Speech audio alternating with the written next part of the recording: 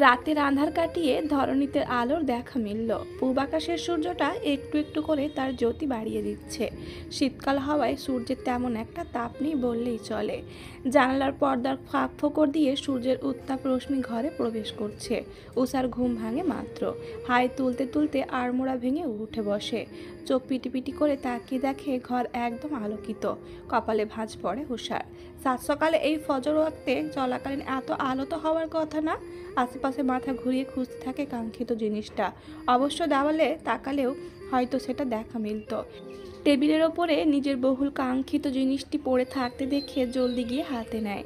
Power button on করেই সময় দেখতে চাইল উষা, কিন্তু স্ক্রিনে ভেসে ওঠা আলোতে সময় দেখাচ্ছে 12:39। আশ্চর্যজনিত হয় উষা। বিস্ময়ে চক্ষু তার কপালে। এত বেলা হয়ে গেল আর কেউ তাকে ডাক দিল না। ফজরের নামাজটাও মিস করলো সে। মিস হওয়ার কথাই তো। সাগরের কাছ থেকে ছাড়া পেয়ে যখন রুমে ঘুমাতে আসে তারপরে কান্নাকাটি করেই তো রাত পার হয়ে যায়।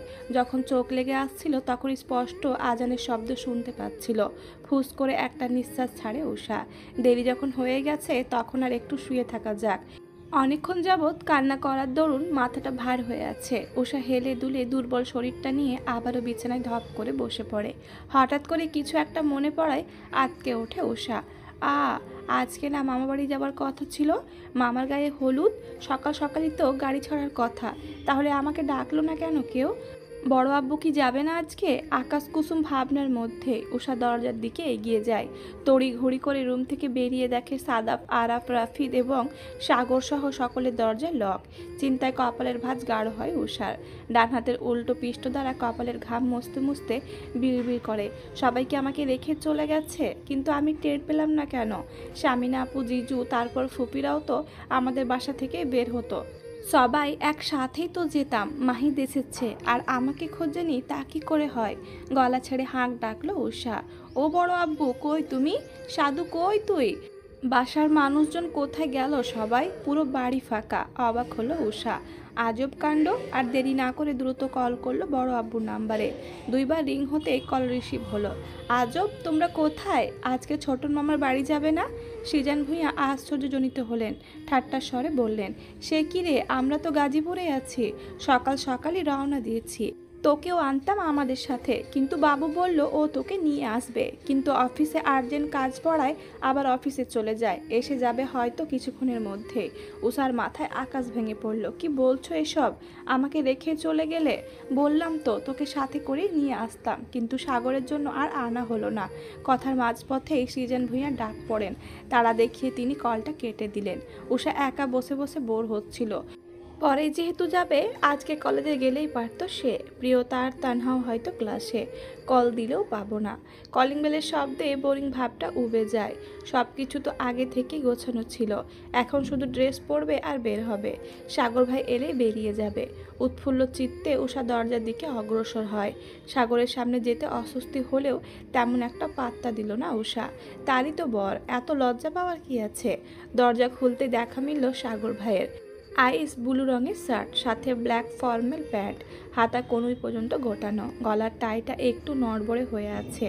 ডান কাঁধের ওপরে ব্লেজারটা ধরে আছে। মুখে ক্লান্তির ছাপ স্পষ্ট। কপালে বিন্দু বিন্দু ঘাম জমেছে।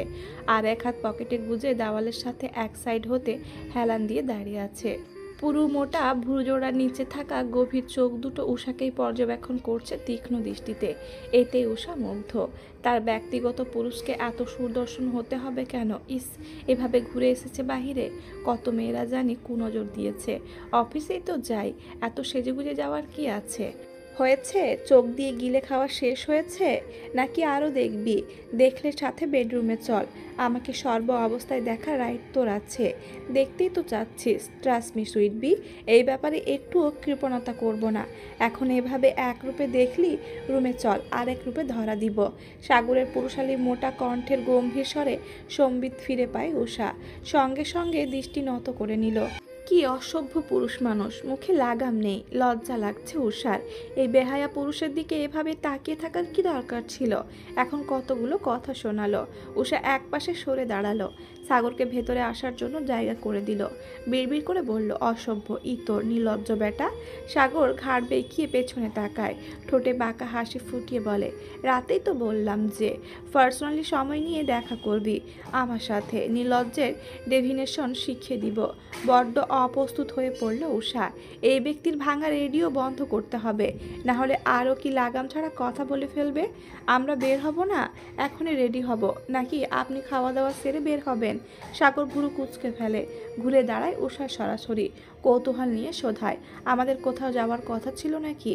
বিস্ময়ের চোখ বড় বড় হয়ে যায় উষার। এই বেটা কি তার সাথে ফাজলামো করছে? আশ্চর্য, ঢং করছেন নাকি আপনি? মেজো নানুর বাড়িতে যেতে হবে? ছোটন মামার গায়ে হলুদ না আজকে, ভুলে গেলেন নাকি? সবাই চলে গেল তো। সাগর মাথা চুলকালো, শান্ত ভঙ্গিতে বলল, সবাই গেলেও আমরা কোথাও যাচ্ছি না। রাতে ঘুম হয়নি, এখন ঘুমাবো আমি। চুপচাপ গিয়ে শুয়ে পড়। কালকের অন্যায়ের শাস্তি স্বরূপ বিয়েতে যাওয়া ক্যান্সেল তোর। বিস্ফোরণ ঘটে উষার চোখে মুখে, হাসি হাসি মুখটা কেমন চুপসে গেল। অবিশ্বাস্য কণ্ঠে বলল, এসব কি বলছেন? বিয়েতে যাব না মানে? পাগল নাকি? আপনি না নিয়ে গেলে আমি একা বেরিয়ে যাব। সাগর সিঁড়ি দিয়ে ওপরে উঠতে উঠতে বলে, সেই দুঃসাহস দেখানোর জন্য দুইটা পায়ের প্রয়োজন। আর আমি যখন বলেছি যাওয়া ক্যান্সেল, তার মানে ক্যান্সেল, নো মোর ওয়ার্ডস। উষা হতভম্বের ন্যায় তাকিয়ে থাকে সাগরের গমন পথে। সন্ধে 7টা। আকাশে চলতে থাকা সূর্যের অধিপত্যের সমাপ্তি ঘটেছে আরও আগে। এখন ধরণীতে অন্ধকার নেমেছে, আকাশে চাঁদের দেখা নেই। সোডিয়ামের আলো ব্যথিত বাহিরটা ঘুটঘুটে অন্ধকারে ঢাকা। গালে হাত দিয়ে বসে আছে উষা। এই পর্যন্ত 2বার সাগরের রুমে গিয়েছে বিয়েতে নিয়ে যাওয়ার জন্য, কিন্তু সাগর নিবে না, আর এটাই ফাইনাল। অবশেষে ক্ষুণ্ণ মনে এসে বসলো বিছানায়। এইক্ষণে সাগর তড়িঘড়ি করে ঢুকলো উষার রুমে। উষা হঠাৎ সাগরকে দেখে ভড়কে গেলেও মানিয়ে নিল নিজেকে। আগেকার ন্যায় বসেই রইল। সাগরকে দেখে উঠে দাঁড়ালো না। সাগর রুমে ঢুকে গম্ভীর স্বরে বলল, বিয়েতে যেতে চাস? উষার চোখ মুখ খুশিতে চকচক করছে। উপচে পড়া হাসি নিয়ে সে মাথা দোলালো, মানে যাবে। সাগর তপ্ত নিঃশ্বাস ফেললো, বেশ, নিয়ে যাব, তবে শর্ত আছে একটা, আর তুই আমাকে শর্ত মানার রায় দিলেই আমি নিয়ে যাব। উষা খুশিতে গদগদ হয়ে বলল, সব শর্ত মেনে নিব, এক্কেবারে সব শর্ত, 100%। সাগর আর কিছু বলল না। উষাকে রেডি হতে বলে কুটিল হাসি দিয়ে বেরিয়ে গেল রুম থেকে। নেহালকে ফোন করলো সঙ্গে সঙ্গে, নেহু, আমি বিয়েতে যাচ্ছি, ইচ্ছে না থাকা সত্ত্বেও উষাকে নিয়ে যাচ্ছি। তুই যেতে চাস? ইচ্ছে ছিল, বাট যাব না। আমি গেলে গালিবকেও সাথে নিতে হবে, না নিলে কেমন দৃষ্টিকটু দেখায় ব্যাপারটা। আর জানিসই তো মামা গালিবের কেমন ভক্ত। আলাদা করে দাওয়াতও দিয়েছে, কিন্তু ফিদানটাই মূল সমস্যা। ওকেও তো পরে নিতে হবে। না না, তুই থাক, ওর জন্য এখন চলে যাচ্ছি বিয়ে বাড়িতে। আর তুই বলছিস সাথে নেওয়ার কথা? নো ওয়ে বলে কল কাটে। সাগর সত্যি উষাকে নিয়ে বিয়ে বাড়িতে যেত না, কিন্তু ফিদান ফুপুর কাছ থেকে বাসার অ্যাড্রেস নিয়েছে, এখন সে বাসায় আসছে। তাই তো সাগর উষাকে নিয়ে তড়িঘড়ি করে ঢাকা ছাড়ছে। রাত 11টা নাগাদ গাজীপুরে এসে পৌঁছালো সাগর আর উষা। বৃহস্পতিবার হওয়ায় রাস্তায় জ্যাম প্রচুর। সাপ্তাহিক ছুটির দিন, তাই সকলে ঘরমুখী হচ্ছে। রাস্তায় ভিড় তো থাকবেই, তাই তো দেরি হলো। গাড়িতে দুইজনের তেমন কথা হয়নি। সাগরের আদেশে চুপ ছিল উষা।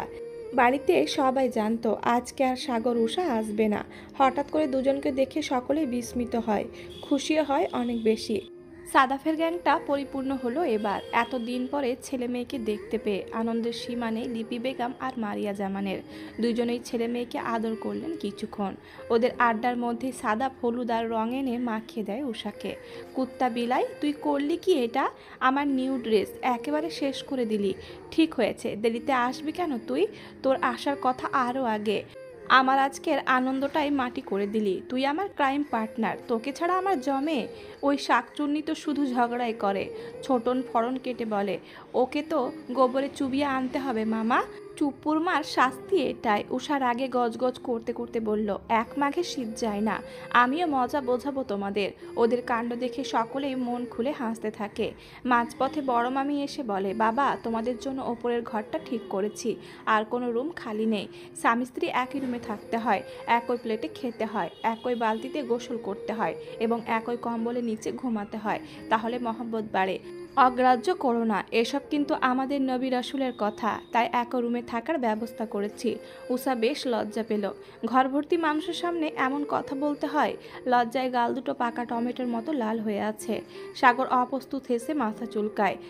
তারও একটু আধটু লজ্জা লাগছে, এমনিতেই কতদিন পরে দেখা। তোমাদের ব্যাগপত্র শানু ওপরে নিয়ে গেছে, যাও তোমরা রেস্ট করো। উষা উঠে দাঁড়ায়। আমাকে গোসল করতে হবে। নাহিদ ভূঁইয়া সহ ভূঁইয়া বাড়ির বাকি সদস্যরা এক সুরে বলে ওঠে, ঠান্ডা লাগবে। এই রাতে গোসল করার কি দরকার, ধুয়ে নিলে আর জামা চেঞ্জ করে নিলেই তো হয়। উষা শুনল না, সাগরকে রেখে রুমের উদ্দেশ্যে পা বাড়ায়। নাহিদ ভূঁইয়া আর নাবিল ভূঁইয়া বিকেলে এসে পৌঁছায় বিয়েবাড়িতে। সিলেট থেকে ডাইরেক্ট এখানে চলে আসেন ওনারা।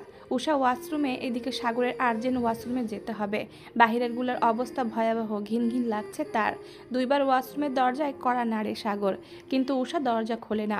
অধৈর্য হয়ে শেষে আবারও দরজায় ধাক্কা দেয় সাগর। উফ, এভাবে দরজা ধাক্কাচ্ছেন কেন? সাগর গম্ভীর কণ্ঠে বলল, দরজা খুলতে বলছি না তোকে, আমি ভেতরে আসবো।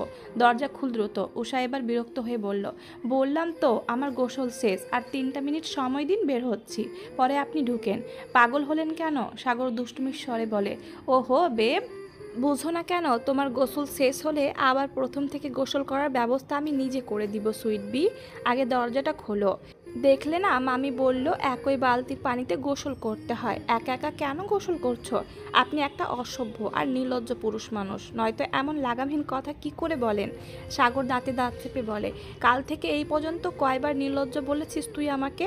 বের হ আজকে ওয়াশরুম থেকে। তোকে যদি আমি আজকে নির্লজ্জের ডেফিনেশন না বোঝাই, তাহলে আমার নামও রিপ্তিহাত ভূঁইয়া সাগর না। তো আমরা কখন বললাম আপনার নাম রিপ্তিহাত ভূঁইয়া সাগর? আমরা তো জানি আপনি রিপ্তিহাত ভূঁইয়া ছাগল, যে সেই ছাগল না, একেবারে উগান্ডা ফেরত রাম ছাগল। উষার মুখে এমন কথা শুনে জ্বলে উঠল সাগর। হাত দুটো মুহূর্তেই মুষ্টিবদ্ধ করে ফেলল। দাঁতে দাঁত পিষে চিবিয়ে চিবিয়ে বলল, I swear Usha, I will feel you what I am. Usha শুকনো ঢোক গিলল। এই রে, কথার তালে তালে তো বেফাস কথা বলে ফেললাম। এবার আমাকে কে বাঁচাবে? এমনিতেই থাকতে হবে এই বেয়াদব পুরুষ মানুষের সাথে। উষার আর সাগরের তর্কাতর্কির মধ্যে দরজায় কড়া নাড়ার শব্দ এলো কানে। সাগর ভুরুকুচকে একবার দরজার দিকে তাকিয়ে থাকে, পর মুহূর্তে গম্ভীর ঝাঁঝালো স্বরে বলে, কে? মামা, আমি শানু। শানুর নাম শুনেই সাগর দরজা খোলার জন্য এগিয়ে যায়। সানু এই বাড়ির বিশ্বস্ত কাজের লোক, বয়সে বড় মামাদের মতোই হবে। সাগর ছোট থেকে ওনাকে এই বাড়িতে দেখে আসছে। সাগর দরজা খুলে দিল, হাসি হাসি মুখ করে শোধালো, আরে শানু মুন্সি যে, তা এই বেলায় তুমি এইখানে? তোমার সিজান দাদা ডাকতেছে। কইল কি দরকার আছে বলে নিচতলায় দাদার রুমে যাইতে কইছে। মামা আমি যাই, হ্যাঁ, আমার অনেক কাজ পড়ে আছে। আবার যত রাইতি হোক বাড়ি ফিরতে হইব। আমার বউ লইগা অপেক্ষা করব। সাগর টিপ্পানি কেটে চোখ দিয়ে দুষ্টু ইশারা করে বলে, কি মামা, বয়স তো কম হইল না, এখনো এত রোমান্টিকতা? তুমি তো দেখি মিয়া রোমান্টিকের হুজুর। শানু মুন্সি লাজুক হাসে, ওই আর কি, যাই তাহলে মামা। হ্যাঁ যাও। ছোটনের বিয়েটা গ্রামের বাড়িতে হচ্ছে। গ্রামীণ পরিবেশে সাধারণ গ্রাম্য বিয়ের মতোই, কিন্তু আয়োজন অনেক। সাগরের মেজ চাচিদের গ্রামের বাড়ি একতলা বিশিষ্ট, তবে বাড়িতে রুম আছে অনেকগুলা। বিশাল জায়গা নিয়ে করা এই বাড়িটা। বাড়িটার সৌন্দর্য বর্ধনের জন্য ওপরে ছাদের এক কোণে মোটামুটি বড় করে আরও একটা রুম তৈরি করা, যেটাতে সাগর আর উষাকে থাকতে দেওয়া হয়েছে। মূলত সবাই ইচ্ছে করেই ওই দিকে পাঠিয়েছে। ওই দিকে নীরবতা বেশি, দুজন দুজনকে টাইম দিতে পারবে।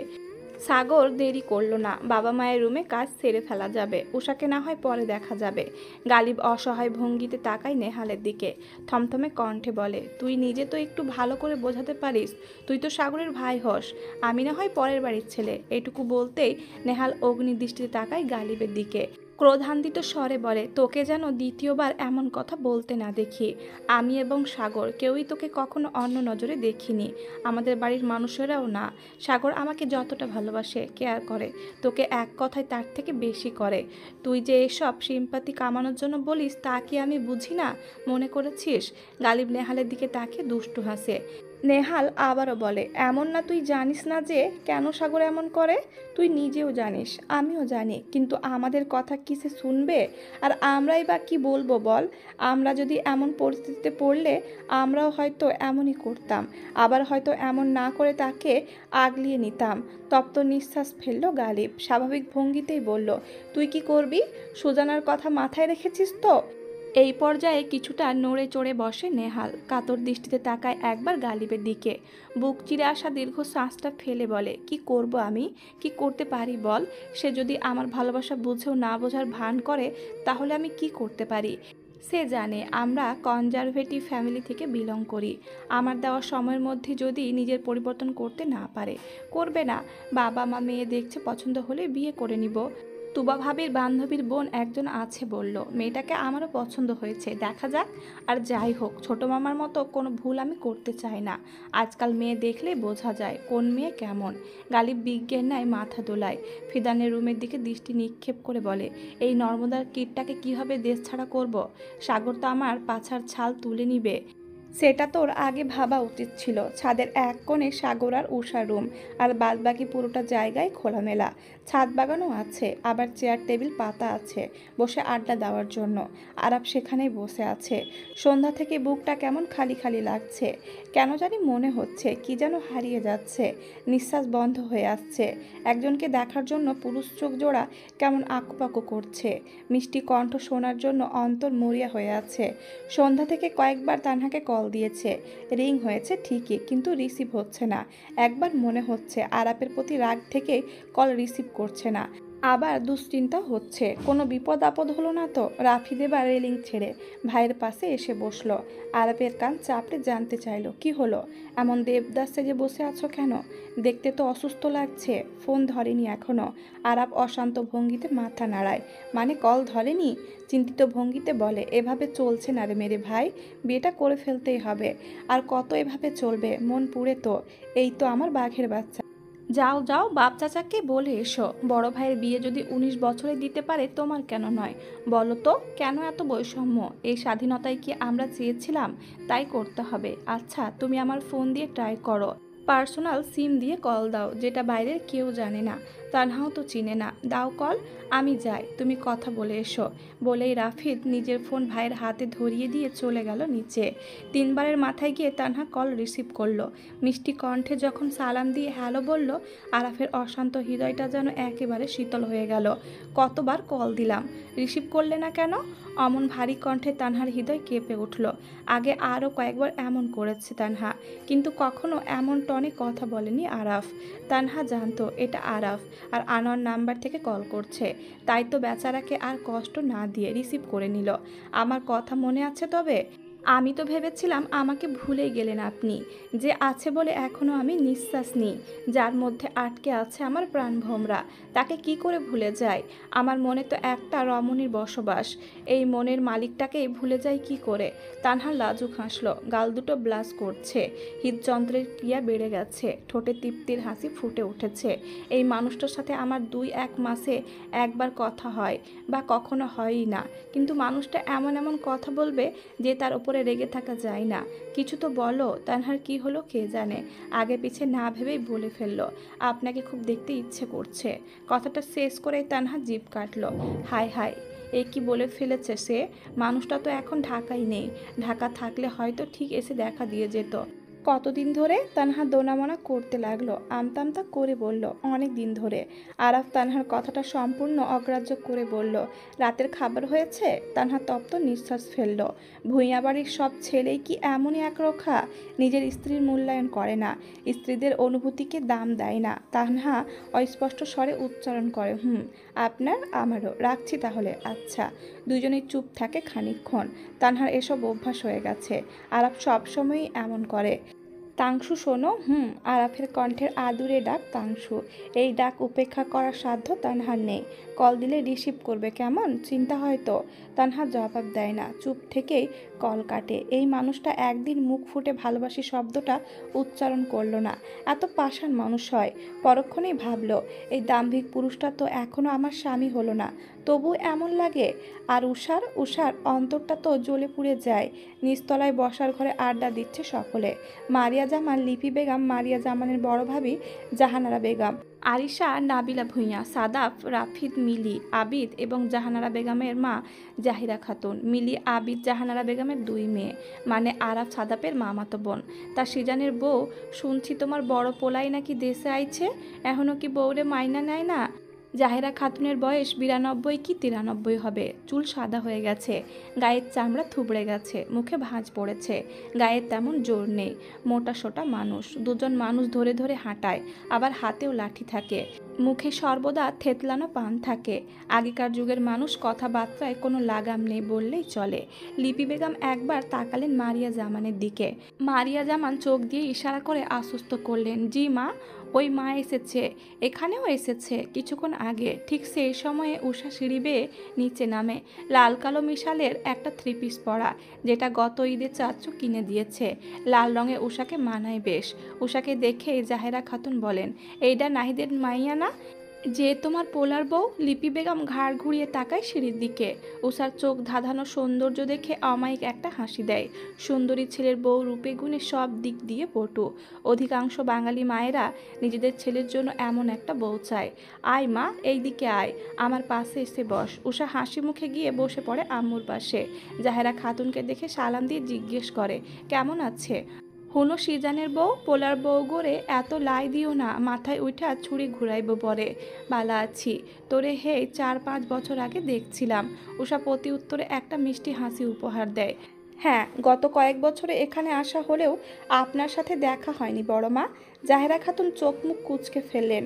মাইয়া মানু এত সুন্দর হইব কেন? আমি বাইরে থেইকা হুয়েনে আইছি, তুই এনে আইছস পর থেইকা, নাকি বাইরে পোলারা তোরে দেইখা বাড়ির ভেতরে উকি ঝুঁকি মারতেছে? উষার মুখটা চুপসে গেল। এতেও কি তার দোষ? গাড়ি থেকে নামার পরে কয়েকজন তাকে দেখেছিল, এটা ঠিক, কিন্তু সে কি বলে এসেছে বাড়িতে উকি ঝুঁকি দিতে?